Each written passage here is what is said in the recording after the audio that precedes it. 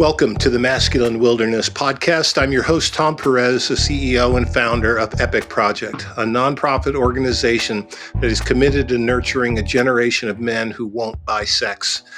Today, we have a special guest joining us from Washington, D.C. We first learned about Pasha Dashtgard in an investigative report from ABC News about Andrew Tate, a very well-known influencer turned sex trafficker. Pasha was being interviewed because of the research he does on the topics of online male extremism.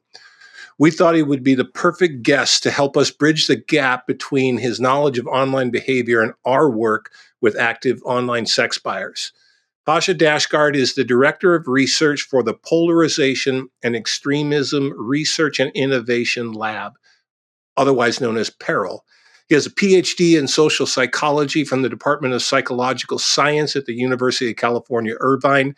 He was formerly a postdoctoral fellow at Loyola Marymount University's Psychology Applied Research Center. He attended Columbia University Teachers College for his master's in mental health and also there received a master's in education. Dr. Dashtgard leads PERIL's research and evaluation team overseeing national testing of all prevention and intervention tools alongside primary research in nationally representative surveys, focus groups, and ethnology.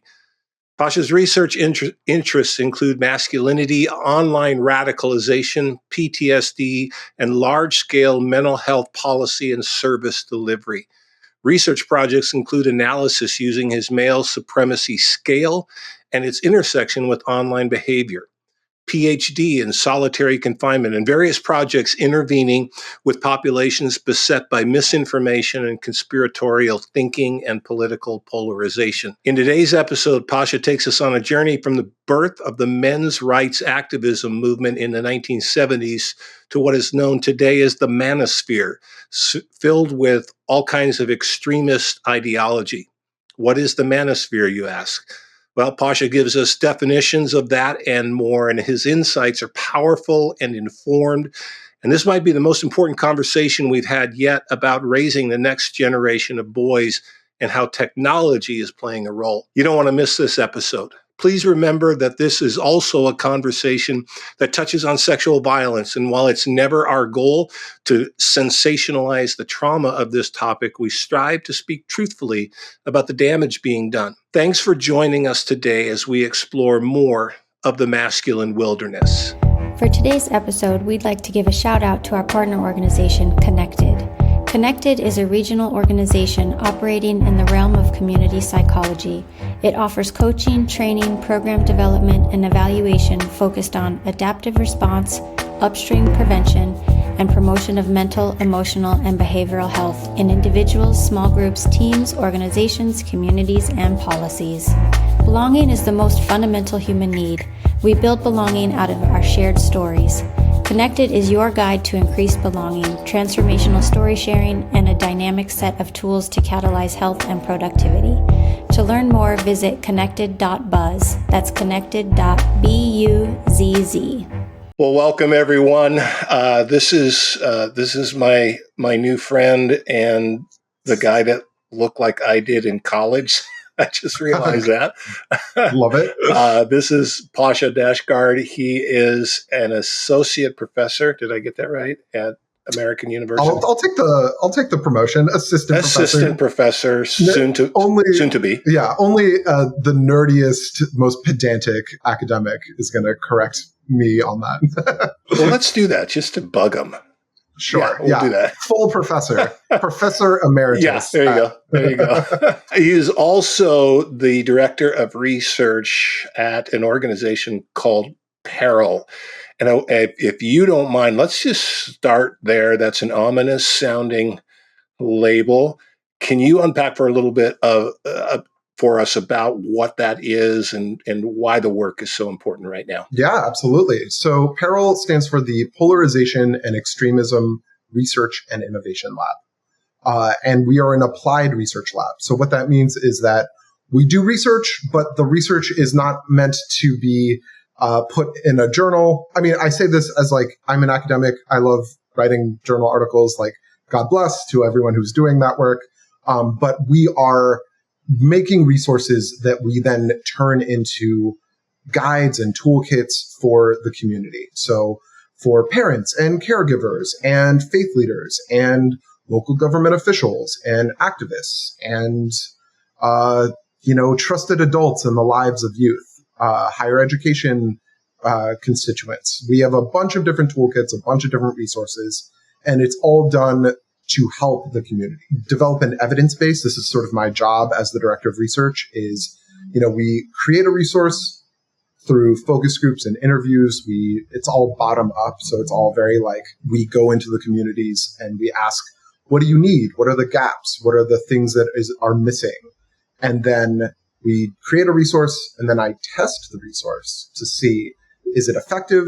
For whom is it effective? Is it more effective for moms or dads, Democrats or Republicans, urban or rural? Can you say more about the specific areas of focus for these toolkits and the testing and all of that? Yeah, absolutely. So it's all prevention based. It's all as upstream as possible. So I'm a social psychologist, and so I didn't study like terrorism or, there's these fields called like preventing violent extremism or countering violent extremism. I didn't study any of that. So my perspective on this is very like, how do we equip the parents and teachers and mental health professionals with the knowledge and skills to be able to talk to young people in their life about online radicalization, extremism, conspiracy theories, such that they don't end up going down that rabbit hole. I think most of this field tends to be dominated by ex-FBI, ex-CIA, ex-military. Yeah. And so their perspective on it is very securitized. It's very like, you stop white supremacy the way that you stop Al-Qaeda, right? And so it's like monitor, surveil, destroy, incarcerate, and it just doesn't really work. That's not really the way that you stop supremacist ideologies and domestic radicalization. Is there a model or a precedent for the kind of work you guys are doing now that, that people might be able to say, oh, okay, it's like that, or this sounds very new. But is there a model that we might identify with? We are pioneering the public health approach to preventing extremism. And so the public health approach is 4 different things. It's community-based, right? So it's like we go and listen to the community. We try and understand what the community needs. It's evidence-based. So we study and test all of the work that we do. Systems over individuals. And so what that is to say is that rather than focusing on individual pathology, we focus on what are the conditions that create radicalization? What are the conditions that make people more likely to fall down into these kind of conspiracy theories? And then finally, it's holistic. So it's whole of society, right? We're not just focusing on parents. We're focusing on parents and teachers and mental health professionals and faith leaders and small business owners. The idea is that you really want to surround a young person with as many trusted adults who understand the nature of radicalization and are able and willing to engage with them on these topics. Well, it's prevention, like you talked about upstream. It's about the kind of future we want to create and the kind of people we want to nurture, as opposed to who are the bad guys. Let's find them and root them out. Can you unpack a little bit more these labels: extremism, radicalization? Can you help me understand those terms? So extremism, the formal definition that we use, it's the belief that one group of people is in direct and bitter conflict with other groups who don't share their same racial or ethnic or gender or sexual or religious or political identity.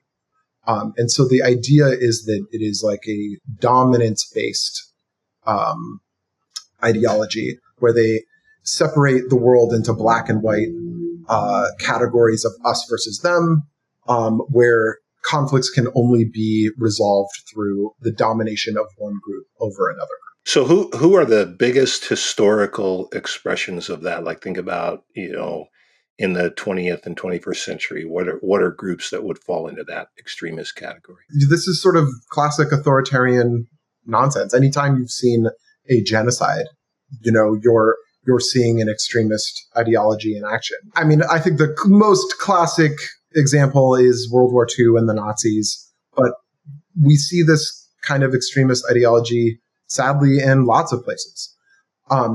This concept of polarization, which is just like two groups kind of becoming further and further pushed apart, where they're both segregated, but also they are boundaries culturally, right? We don't mix, we don't interact. Polarization tends to promote extremism, right? So it's like, as a society becomes more polarized, it's easier and easier to dehumanize people and to sort of adopt more increasingly extremist ideas, where it's like they over there cannot be allowed to come interact with us over here. They are savage, we are enlightened, they are uncivilized, we are civilized. This is how this goes. So much of history. So much of human history, but yeah. In psychology, there's this concept of minimal group difference, which is just like, it takes almost nothing for us to separate ourselves into in-groups and out-groups. It's something as simple. There was like a fun experiment where they like randomly assigned people green shirts or orange shirts. And if you were a green shirt person, you were much more likely to give money to other green shirt people. You are much more likely to favor like less harsh punishments for green shirt people. Like literally it was random. It was a random assignment, but it's like, that's how easily our brains kind of separate people into categories and groups. And if you layer on top of that sort of, that drive, or sort of instinct, if you layer on top of that an ideology that says it's not just arbitrary, but actually we're better than they are, they're a threat to us, then that's how you get into extremism, and that's how you get into radicalization. Extremism, if I'm tracking with you, it can manifest itself in religious contexts, in racial contexts, obviously political contexts. Where do you see it along gender lines? My dissertation is on male supremacy. And so, yeah, it's a classic binary, right, of male versus female. And, layering on top of what maleness means and what femaleness means. And, what we're seeing right now is an ideology, a male supremacist ideology that really posits that women, particularly feminists, are out to get men. So I developed, as part of my dissertation research, a scale, the male supremacy scale, to measure contemporary male supremacy. And so the three factors involved are anti-feminism, female dishonesty in relationships, and a subscale called women like alphas. So anti-feminism is pretty straightforward, right? Feminists are bad. Feminism is bad. There's a tinge of conspiratorial thinking in there, which is that feminism is a plot to undermine men, or like women use feminism to emasculate men. Female dishonesty in relationships is this idea that you can't ever trust a woman in a relationship, that women are inherently dishonest, that they're going to cheat on you, that they're always looking to find a bigger, stronger, more successful man. And then women like alphas is this idea of perspective of this guy. What do women want? Because that's all, like, to get women, they want the alpha. The best thing. Yeah. Yes, exactly. Right. So it's like women want highly successful, rich, powerful men that are high in testosterone. What's interesting about that part of my research is that it shows it's like women, it's on the surface what women want, but really it's what these men think that they should be. So it's this idea of, to be a real man, you have to be powerful, successful, rich. I've read and thought about it because I've watched enough of the Nature Channel, about alpha wolves, and like That's a pretty lonely existence if that's what men are aiming for, right? It's not even real. It's the concept of the alpha male. It comes from this misunderstanding of wolf packs. And actually, the scientist who developed that concept ended up having to retract it because it turns out what he was actually looking at was parents. It's just the head of a pack is not an alpha male. It's just the parents of the wolf cubs. And it's especially, that concept is so regressive in part because humans are ultra social animals. So I'm a social psychologist, so like this is part of what we study. Humans are one step below bees and ants in terms of communal, cooperative societies and species. We exist. You and I, Tom, are talking right now because of a million types of people who made our clothes and developed electricity and created headphones and computers. And like, we all exist within this very complicated, 1,000-year developed interconnected network of humans. And this philosophy, this alpha male philosophy, is just a pseudoscience. It's just a misunderstanding of anthropology. It's a misunderstanding of psychology. This hierarchy that exists where some men are dominant and others are submissive or subordinate. And so it really plays into this idea of biological determinism, this idea that some people are just born better than other people, right? Getting back to the extremist definition. You say, you use the term male supremacy, and I know, like just from my own like personal background, but like a lot of the folks that we work and partner with and people that come from a more conservative background, I'm going to make an assumption here. Hopefully it's not a risky one, but like that label male supremacy would rankle people, like, because it sounds, and I know it's by design, it sounds like white supremacy. And, obviously there's a connection there because I know you've done work in more conservative communities. I mean, your work is pretty broad. I don't think you're the kind of person that cares too much about putting people at ease, but like, how do you help them work through the discomfort of that label, male supremacy? Can you say more about what you mean by that and why the label works and should be utilized? Yeah. So first, I do care about not pissing people off and not making people angry. Okay. If for nothing else, then because it's more persuasive. But yeah, I would say that. So you're absolutely right. The reason I refer to it as male supremacy is to make that connection with white supremacy, because supremacist ideologies can happen in all sorts of different ways, right? It can be male supremacy, white supremacy, religious supremacy, right? Whether it's like Christian supremacy or Jewish supremacy or Muslim supremacy or whatever. I mean, there's all manner of types of ideologies that say that some people are born inherently better than other people and that the people who are better deserve to be better and deserve to dominate the people who are worse. Let's talk about patriarchy, right? Patriarchy is the gendered system of social relations, which elevates some men to positions of power and authority and keeps women from positions of power and authority. I think of patriarchy like a place, right? Welcome to patriarchy. Population 3.5 billion people. So within patriarchy, and I'm going to just outright say I'm borrowing Kate Mann's definition. If you've never read Down Girl by Kate Mann, you should do it. Everyone listening should do it. Kate Mann's a genius. I thought you were going to quote the Barbie movie, but go ahead. Keep going. Oh, I mean, listen, I'm happy to. I'll quote the Barbie movie too. Yeah. When I'm talking about elevating some men to positions of power and authority, who are those men? Those men are the ones who adhere to the ideal masculine model.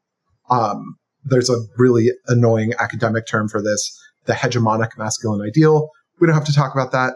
Just, in case somebody cares about that, those are the keywords that you should look up. For the record, I have never been referred to that way. So, sure. Within the hegemonic masculine ideal, we have this idea of sexism and toxic masculinity, right? So sexism is the ideas that rationalize and justify the patriarchal social order, and toxic masculinity is the policing, intimidation, threatening, and actual violence that is used against boys and men who step outside of that masculine idea. So you can think of it like sexism is the content and toxic masculinity is the process. Why do I use the term male supremacy? It's to get at this idea that this is an ideology. It's a worldview. If you believed that the patriarchy was real, male supremacy is the worldview that you would have, that you would adopt, that would justify why the patriarchy exists the way it does. I want to add, and tell me if this makes sense to you. I know the word toxic masculinity gets used quite frequently, and it can, I think this is collateral damage a little bit, but it can sound like masculinity itself is bad by definition. And what I've learned is that those traits that you mentioned with respect to toxic masculinity, toxicity by definition are forces and elements that destroy healthy connections. And so I think it's accurate to use that term, but it doesn't equate with all men are bad or toxic. I don't know if people are just like willfully obtuse about this or if it's like a bad faith argument, but like if you were a doctor and you were like combating cancer, no one would be like, oh, so you just hate bodies because you want to like get rid of cancer in people's bodies? It's like, no, toxic masculinity is a problem for men and women. Toxic masculinity, the policing of boys and men to this hegemonic masculine ideal, that's the reason that men have 3 times the suicide rate of women. That's the reason that men are diagnosed with substance abuse disorders at 10 times, I don't remember what the number is. It's like 5 times the rate of women. Masculinity should not be subject to this toxicity. It is killing us. Yeah. It's not that all men are toxic or that all masculinity is toxic, but there is a type of masculinity that is toxic.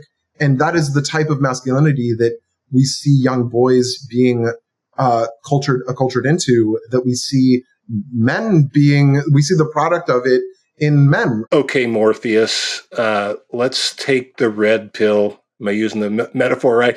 Let's take the red pill like on that point and go down into the manosphere. Can you so what is happening with, it's not exclusively young men, but primarily young men? The manosphere is a interconnected network of blogs and websites and influencers and social media outlets that are all sort of using this male supremacist ideology. And I would say the manosphere is made up of a couple of different distinct groups that all kind of overlap with each other. So to your question about, is it all young men? No. In fact, the manosphere was started with men's rights activists the men's rights activists were sort of an offshoot of the feminist movement in the 70s. It essentially started with like when the feminist movement originated, and then there were some men who were like, patriarchy is bad. And women and feminists were like, it's worse for women. And some men were like, no, it's not. And thus the men's rights movement was born. Men's rights activists tend to be a little older.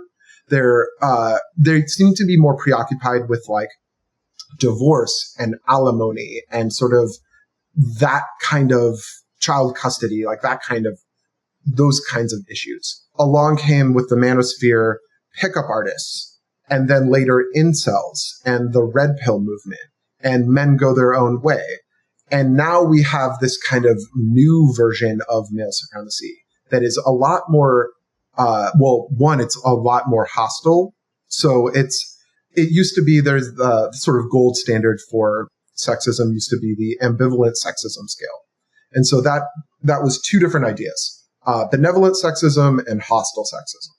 Benevolent sexism is like, women, they're so sweet and they're so fragile, and they, the little childlike lambs who need men's protection. Isn't that, we used to call that, we damn them with faint praise. Yes, exactly. Okay. Exactly. Okay. Right. So benevolent sexism is this idea of like women are graceful and delicate and childlike and they need protection and they're refined, whereas men are brutish and blah, blah, blah. And then, so that was benevolent sexism. Then the hostile sexism is just what you would imagine.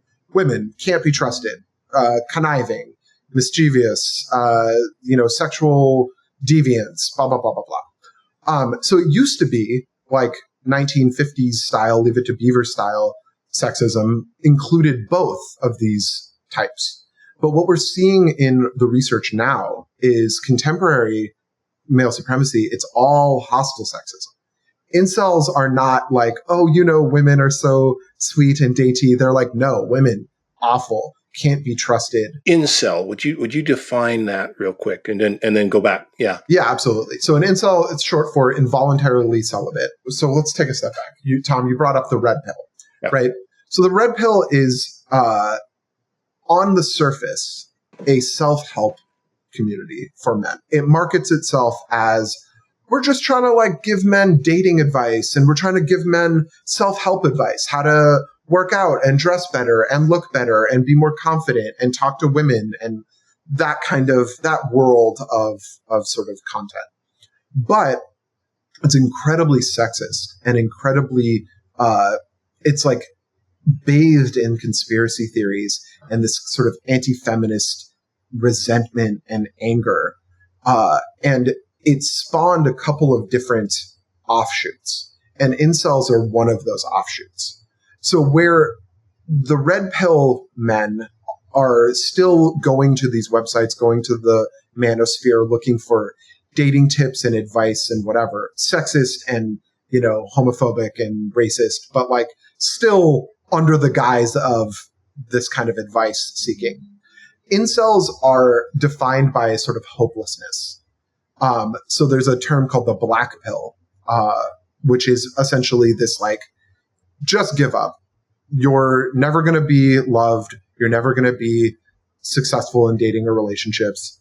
There's a lot of like biological determinism in this. So they'll basically say like, if your jaw isn't square and if you're not 6 feet tall, then you should just lay down and rot. That's literally LDAR is the term that they use.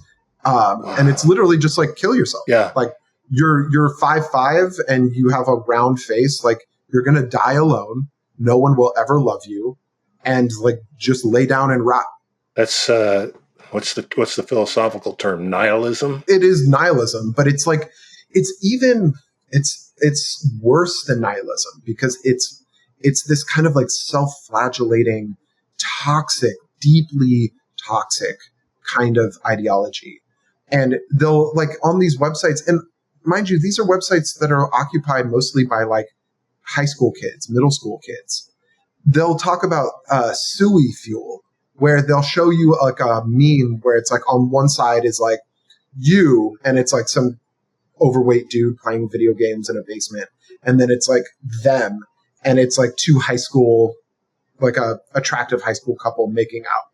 And suey fuel is meant to be suicide fuel. It's like you're supposed to look at this and want to kill yourself because you're never going to be like them. One of the things that I find particularly damaging about these incel communities and male supremacist communities is that on the websites, on the forums, there is a norm against any kind of comfort. Like they'll explicitly say the rules to participating in this forum: do not try and tell me that I'm attractive. Do not tell me that it's going to be okay. Do not patronize me by giving me any kind of hope. This is a place to have a pity party. This is a place to breed resentment and anger and self-hatred. It is like incredibly damaging to the people who participate. What's the age range? Is there, do we know yet? Like, they tend to be younger. They tend to be like middle school, high school. But we see people, like if you're talking about incels, they tend to skew younger. But if you're talking about like the manosphere is anywhere from 12 to 55. Yeah. I mean, this is what I mean. Like the men's rights activists tend to be like, all those things that you mentioned, is that kind of a continuum of male supremacist thinking? I would say it's continuum implies that there's like a less severe to more severe. I would say that there are distinct groups. So like men's rights activists have real like divorced dad energy. The incels tend to be like younger, like a 14-year-old boy who's like not successful dating or in relationships. Men go their own way. That tends to be like a little, they tend to be like the red pill guys who failed. And now they're like, actually, it's like the classic like sour grapes of like, actually, I don't even want women anyway. Like I never even want to. And it's actually sad. The men's rights, the MGTOW, that's what they're called. The men go their own way. They used to be like, it used to be kind of like a positive thing of like men like posting pictures of themselves on like a motorcycle. And there was like, look at me, I'm like living my best life and I don't need women. But then it turned into like just another incel forum, just another like we hate women forum. I find myself thinking as I'm listening to this, when I started Epic, you know, I'm a guy, I'm like, we gotta, you know, rescue these vulnerable kids. It was that impulse. It was, I want to believe for the most part, it was just decent kind of dad energy, right? Like I got 3 daughters. I don't want to see anybody else's daughter be objectified. And now, like since I started, I now have 2 grandsons. And so I'm asking, I'm still asking some of the same questions, but I'm also asking some new ones, like what is the world going to look like for my 2 grandsons when they become middle school? You know, one's 8 and one's 2. So we're not that far away from that. And so whenever I hear talk about this is where actually I think your path and ours connected a little bit. I think of what feels like the patron saint of the current patron saint of the manosphere, a guy like Andrew Tate. Is he, and I want to hear more about it, and I think hopefully we can put this in the show notes. You were featured on a investigative piece about him. Is he an outlier, or is he just the most polished expression of some of what you're talking about? That's a great question, Tom. It's really like Andrew Tate is just yet another one of these guys. And like, he's going to go away in a couple of years and it'll be somebody else. And in fact, that's already happened, right? Like he has already spawned a bunch of different influencers who are trying to get in on the same grift. I don't think he's very unique. I think he's just kind of doing the same thing that they've been doing, but he has packaged it in a way. I mean, just like any kind of social media influencer, it's like there's some little stars aligned situation that makes him slightly better at doing his job, which is to appeal to young men. I think he like pretty cynically converted to Islam to like appeal to young Muslim boys, which I think is like pretty gross. Well, he's shrewd. He seems shrewd enough to see the opportunity. Yeah, Andrew Tate, you know, he has this website where he was teaching. So he has a website where he's like trying to make money off of people. This is, again, very classic. The whole pickup artist world was based in this idea of like, let me tell you the 10 secrets to get any woman to sleep with you. Just buy my course or buy my book or like come to my workshop. And so Andrew Tate's doing the same thing, right? Very down the middle, like I have a course on how to do this stuff. He elevated it by introducing this like PhD program where he charged you like some outrageous amount of money. PhD, I forget. That doesn't stand for what yours stands for. No. It's like some stupid. I think it ends in whore. No, or yeah. Anyway, I mean, I wouldn't even say it's a scam. It's really like he's teaching young men how to traffic women. That's really what it is. It was pretty explicit too. Pimpin' Hoes degree. That's what it is. Like very on brand. Yeah. Yeah. It's in the name, right? He's literally just teaching young men how to use webcams to do sex trafficking, right? Like it was just, he was using the lover boy method, which is like a very standard sex. It's a pimp tactic. We know that. Yeah.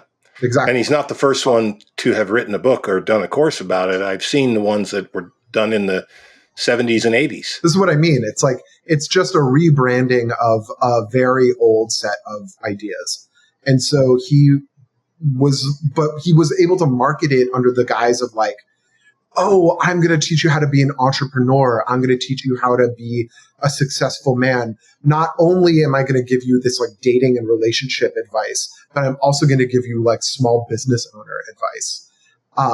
And so he mixed it with crypto and he mixed it with, all of these different things. And now it's like pretty obviously just a scam, but it plays into all of those same insecurities that young men have about wanting to be successful and powerful and sexually dominant, utilizing these very regressive ideas about gender roles and,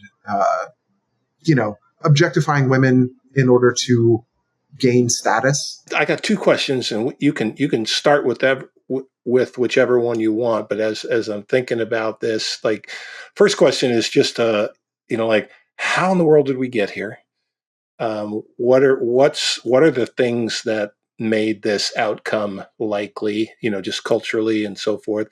And then the second one is, what role have you seen, like in your research? What role does technology play in the proliferation, the growth, the expansion of this way of thinking? Both of those are really good questions. So the first, how did we get here? I think one of the things that I think is true is that as feminism has entered into the mainstream discourse, obviously, naturally, sort of logically, focuses on women and the way that patriarchy keeps women down and oppresses women, and what are the sort of downstream effects of living in patriarchy as a woman? How does it affect how you dress and how you act and how you talk and the kind of people that you date? And part of the feminist project is combating that and complicating that and trying to sort of see a way out of that. This is a piece of this that I don't have empirical evidence for. This is my opinion as somebody who's been doing this research. I think that there is a connection between the reduction in the importance of religion in people's lives and at the same time that is happening, where church attendance is decreasing and religion is less and less important in people's lives, and feminism is entering into the mainstream lexicon. What has happened is religion used to give men and women very standard roles to occupy and ways to exist. And as feminism has like complicated traditional gender roles, it has given women a lens through which to understand their life and their experience as a woman in the world. But men have not been spoken to about feminism and the way that feminism works for them and what it means for them. And in that gap, these male supremacist influencers have stepped in and have said, oh, do you want a model for how to be a man? Well, pay me, listen to me, and I'll tell you how to do that. I'd never considered it that way, but I can see what you're saying. And so that would then, I think that would explain a lot of the doubling down from certain religious corners and so forth on the more traditional, patriarchal norms. There's a questioning of traditional gender roles, and women have been given tools with which to understand the way that traditional gender roles don't benefit them and in fact harm them. But for men, a lot of men have been told that feminism is anti-man, right? Even in our earlier part of our conversation, when you're talking about toxic masculinity, as if toxic masculinity means that all men are toxic. Feminism is not anti-man. Feminism is anti-patriarchy, and the patriarchy harms men and women. And so trying to oppose the patriarchy is good for men. And in fact, we ought to also be questioning patriarchal norms. And so I think, though, that what has happened is that there has been an underdeveloped discourse for men about how to be a man and what it means to be a man in contemporary society. It's almost like you've been reading my journals of the last 10 years. Because honestly, for me, that's a huge part of my own story. I've had to reckon with the masculine mythology that I inherited from my father, who inherited it from his father, and it was largely unquestioned. And really, in my own story, I never really questioned it until I actually started Epic. Like it never occurred to me, and I'm realizing this all in hindsight, but I never really questioned that paradigm. And certainly the years I spent, in pastoral ministry in the evangelical church, it just in the day-to-day ebb and flow of that work, it never really seemed to be that big of a deal. It kind of worked in that system. I should have been paying attention, though, when I ended up with 3 daughters, and certainly when they became teenagers, I should have been paying more attention. But it really wasn't until I got involved in this work. So that's just a fascinating perspective. Where do you see that being affected, influenced, accelerated, whatever, by technology? Digitally mediated communication has really screwed us in so many different ways. I say this as a therapist, as a former therapist. So the first thing that I want to emphasize is this notion of ease, accessibility, and addiction. That these things are addictive. That that social media is an addictive thing, and that we all have our phones. We can have access to social media and YouTube and media content instantly. And so the way that manifests is that we're getting these messages. We can spend an infinite amount of time consuming this kind of media. If you are interested in the Manosphere, there is more content generated in 24 hours than there's more, let me put it this way. There's more than 24 hours of content generated per day in the Manosphere, right? And so you can just spend all of your time doing that. And for young people, especially young men, who are looking for community, who are looking for validation, who are looking for a sense of belonging, a sense of purpose, who, as we were just talking about, it's all right there, right? It's all right there whenever you want it. I mean, there's hilarious psychology studies where they'll pretend like they're doing another study, and they'll bring you into a room and have you put your phone on the table, and they'll be like, "Hey, sir, could you actually come to this other room?" And then they'll measure your cortisol levels to see how physically addicted are you to being separated from your phone. And it's like, you're literally experiencing anxiety, genuine physiological anxiety at being separated from your phone. So my point is just, we are deeply addicted to our phones. The next piece of this is that algorithms on media and social media platforms are sending us down certain pathways. They're giving us content that will keep us on these platforms. And so if you're a 14-year-old boy and you're like into MMA and you watch a fight, and then you watch Joe Rogan interview a guy about the fight, what's going to happen next is that YouTube is going to send you another Joe Rogan video. And then they'll send you a video of Joe Rogan interviewing not just an MMA fighter, but a political pundit. And then then you're off to the races, right? Then you're watching Jordan Peterson videos, and now you're in the Manosphere. You're right there. So what were the 3 things again about digital technology? So ease, accessibility, addiction. That's one thing. Algorithms. Then there's this idea of a distorted consensus. So this is this idea that you create these echo chambers where it's very easy to self-select into an online ecosystem where everyone agrees with you and everyone is sort of sharing the same kind of content, and you don't interact with the real world. You don't interact with a diversity of opinions. So if you're this kid who searches for Manosphere stuff, all of a sudden, all of your Twitter feed, all of your Facebook feed, all of your YouTube videos become Manosphere stuff.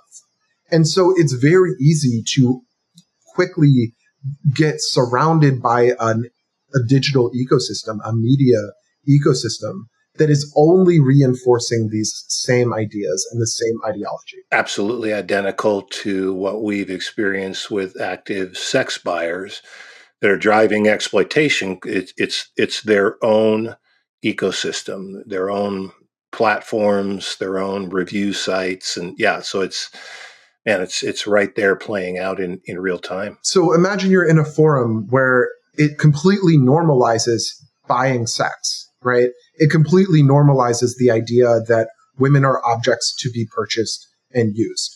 And there's no, that's a very niche position. There's not a lot of people, if you just walk down the street, who are going to agree with that. But with no dissenting voice. And with your phone, where it's like anytime 100% of the day, you can get that kind of content. It's like it very quickly you acclimate to this world where that feels very normal and very natural and unquestioned. And then I think the final piece of this that I want to talk about is, so in therapy, it is understood that so you can determine the success of a therapeutic relationship within, I think it's like 20 minutes of your first session. It's how bonded are you to your therapist will, at like 20 minutes in, will predict success of therapy 9 months later. It's understood in therapy that you need a connection between two people to hold the weight and heaviness of conversations about childhood, abuse, trauma, difficulties with your marriage, difficulties with your, self-image. I talk about this as like bridges that can't bear the weight. That digitally mediated communication, we don't have a strong enough bridge between the people that we're talking to hold the weight and heaviness of the conversations that we're having. If I don't know who I'm talking to, if I'm talking to an anonymous person somewhere in the world, maybe they're not even a person, maybe they're a bot. I don't have that kind of connection to be able to talk about abortion or the death penalty or Israel-Palestine in a meaningful way.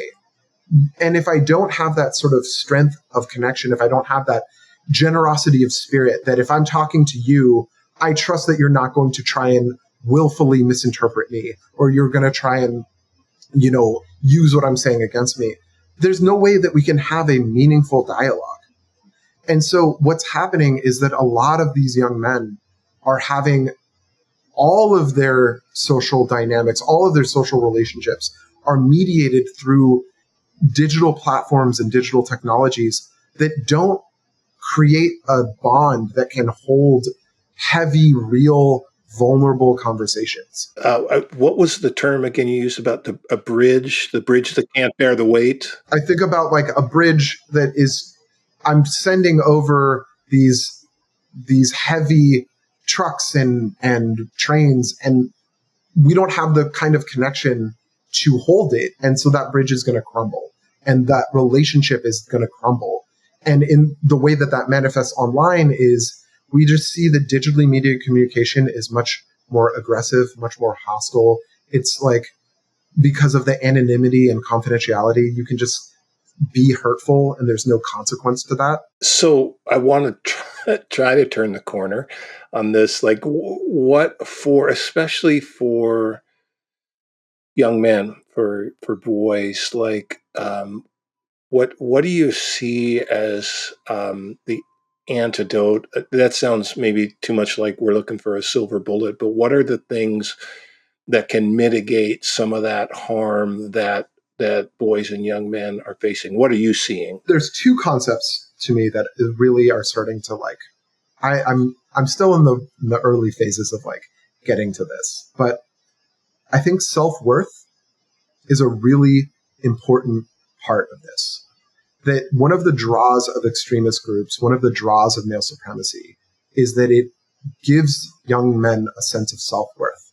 That's what, when you're trying to be a Chad, when you're trying to be an alpha, when you're trying to be this male supremacist ideal, it's to instantiate a sense of self-worth. It's that if I bed enough women, if I project dominance and superiority loud enough and big enough, I can get a sense of self that is good and I don't hate myself. This is one of the things that's really interesting about male supremacy compared to even, being, if you're a minority, right? You're a minority regardless of whether you want to be or not, right? People ascribe minority status to you based on your race. But gender is something that constantly has to be reaffirmed. You constantly have to prove and reprove your masculinity all the time in every circumstance.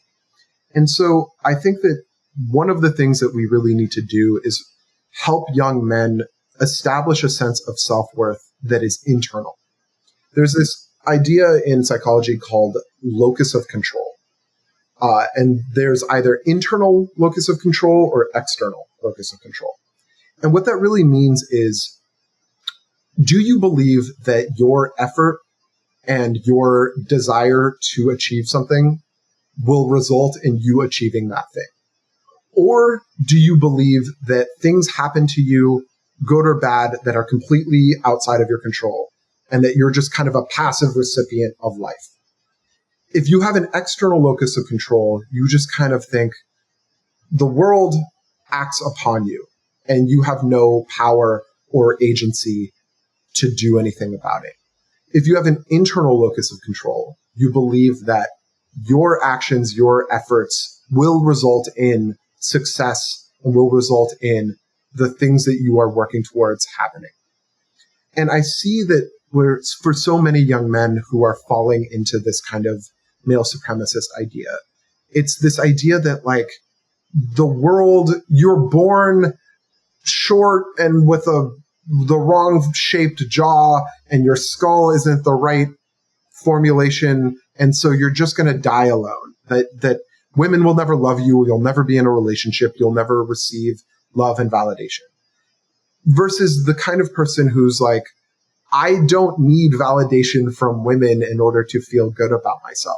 I don't need to get validation from other men in order to feel good about myself.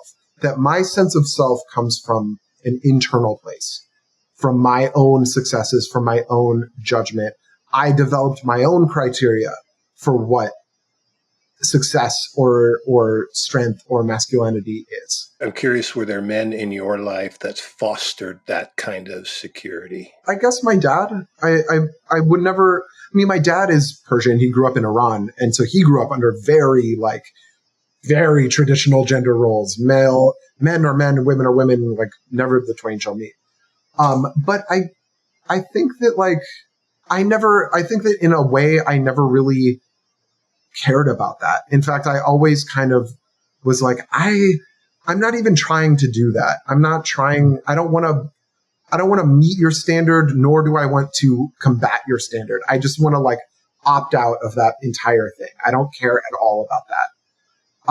And then I think my friends, I'm very lucky that I have a group of a group of friends that I've had since I was very young, and we're all very loving towards each other, very supportive of each other. We never had that kind of hyper masculine, we have to compete with each other and tear each other down all the time.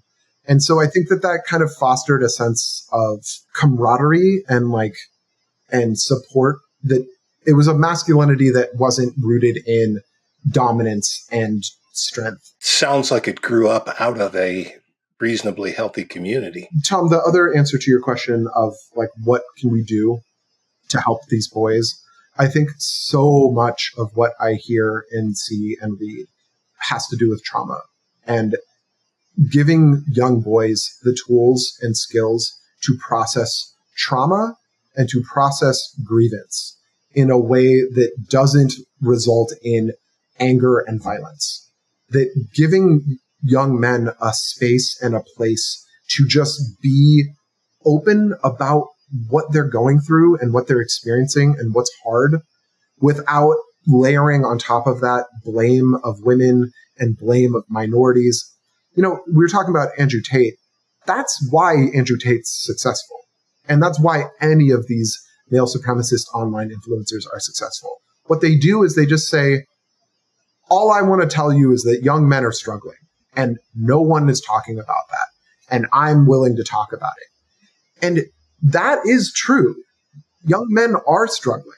And now Andrew Tate will say, and so you should buy my videos and, you know, subscribe to my... Right, exactly.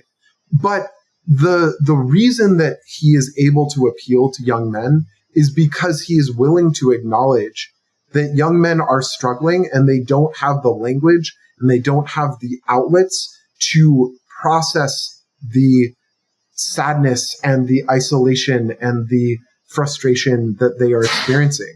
And if they're not going to do it, somebody else is going to step in and fill that role. That's a truthful and ominous statement, and I agree with it. 2 questions, and then I want to give you the last word.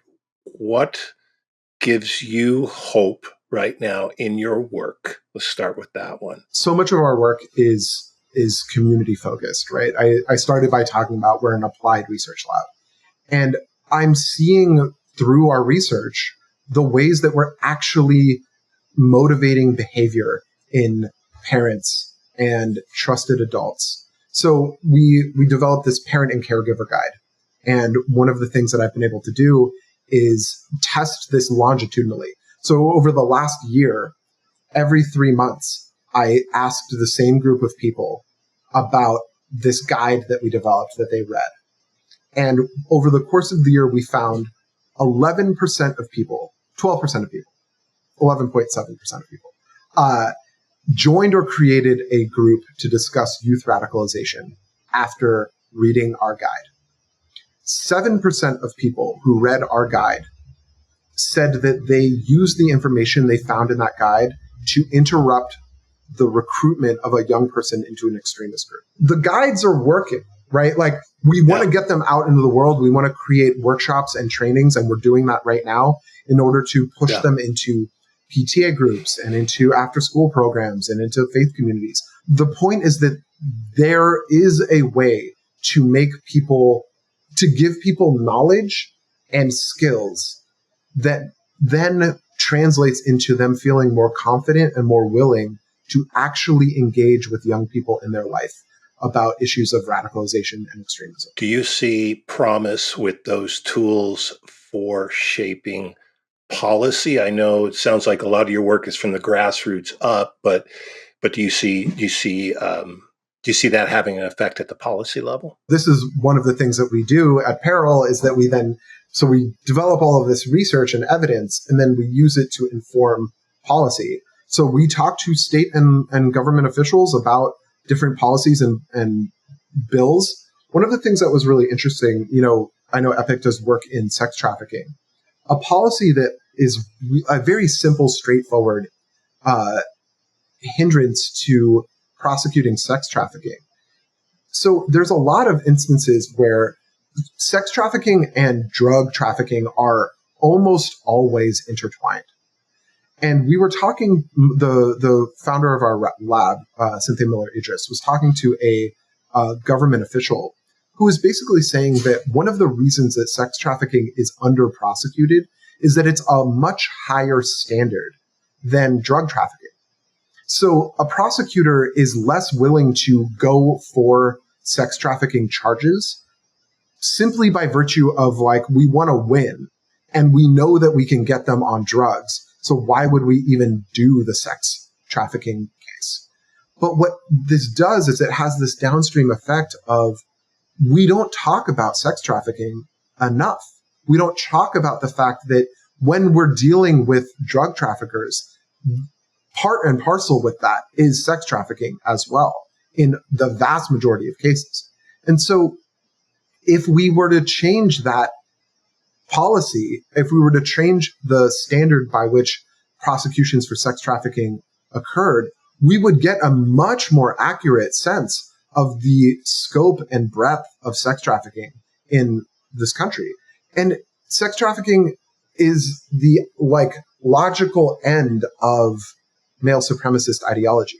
It's not at all surprising to me that Andrew Tate, who is just espousing male supremacist ideology, that his program ends in how to sex traffic women. It's of course it does. What happens if you have an ideology and a worldview where men are inherently superior, where women are objects, where sex is the most important outcome to validate your masculinity? Of course you're going to end with, we have to then get sex at any cost under any circumstance. You're coming back. I'll just say that right now. we gotta continue this conversation. But what for you, at this season, you've been doing this work for a long time, and I know it's not, it's heavy stuff. What for you is life-giving, outside of the work that you're doing? Oh, what's life-giving? I mean, I have a 3-year-old daughter, and she's the cutest thing in the world. I have a little boy on the way, and I'm very excited to not sleep for the next 3 months. 3 months? You think it's only 3 months? Okay. No, it'll be fine. He's gonna sleep. Why? My son. Yeah, exactly. My son will sleep. Yeah, exactly. And then I don't know. I mean, honestly, I'm a Laker fan, and the Celtics just won a championship, so life is pretty dim at the moment. But so, I want to give you the last word. Your son is coming soon. Before this episode will air,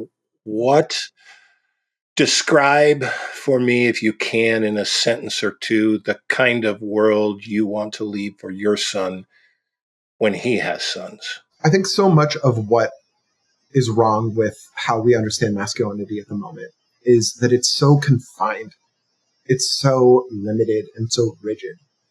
And, as somebody who does a lot of this research, a lot of this work, there's a pull to be okay, well, we don't want toxic masculinity. Well, what do we want?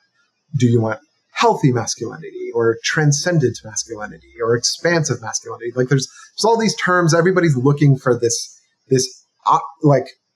opposite to male supremacist ideology, this opposite to toxic masculinity. And I think that idea is the wrong idea. It's not that you need the opposite of toxic masculinity. To me, what you need, and what I hope my son is born into, is this concept of masculinities, multiple masculinities, multiple ways of being a man, where you don't need to choose between working out and reading poetry. You don't need to choose between being a good partner and being a attractive man.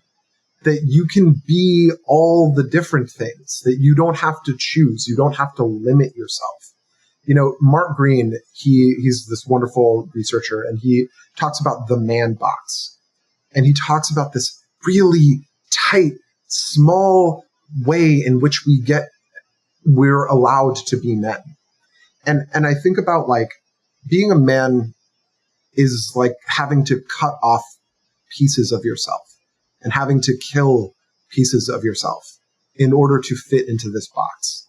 And so I hope that we can be a type of society that allows men to be multifaceted, that allows you don't have to choose between traditional shooting guns and riding horses and being a good father and a good boyfriend. You These things are not in opposition to each other. And the actual damage of male supremacy, the actual damage of toxic masculinity is policing these boys and men into a corner, pushing them into one way of being. That man box feels like a prison cell. Right?